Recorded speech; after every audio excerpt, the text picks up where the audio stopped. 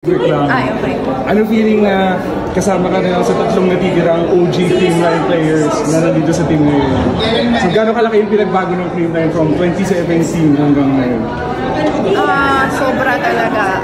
Actually, nung una pa lang naman magagaling na talaga yung Creamline.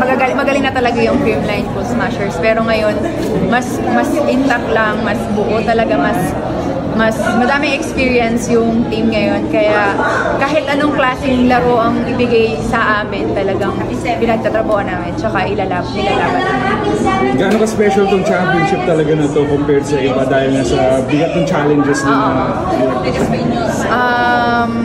grabe.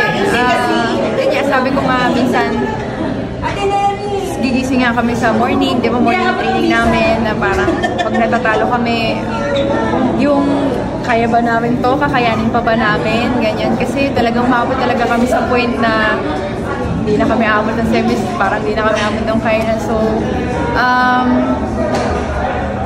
pero yung sa lahat ng mga pagsubok tsaka sa mga napagdaanan namin, nakikita ko yung mga teammates ko, actually, ini-observe ko sila na wala talagang sumuko.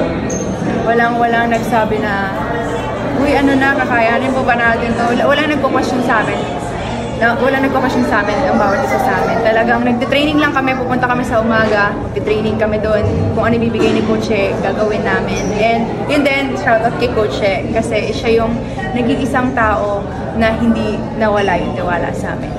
Lagi niya talaga sasabihin na, magaling kayo, kaya nyo yan. Wala kaming negative na narinig sa kanya. Gano'n ka fulfilling na yun nga, sabi mo, also with the challenges na hinarap nyo, tapos tinapos nyo siya ng ikaw finals MVP pa? Ngayon, itong last game na to, sabi lang namin na bibigay lang namin yung lahat. At sabi naman ni Coach, mananalo kami kapag team kami maglalaro. And nakita nyo naman din, di lang naman yun, kahit ng mga past games namin, nakita nyo kung gano'n ka-importante ng bawat isa sa amin. So, Gano'n ka na lang ka-proud maging isang Creamline Cool Smasher, lalo na sa moment na? Super, as in super talaga, proud na proud ako. Kasi hindi lang sa volleyball ako may natutunan, pati sa personal life ko.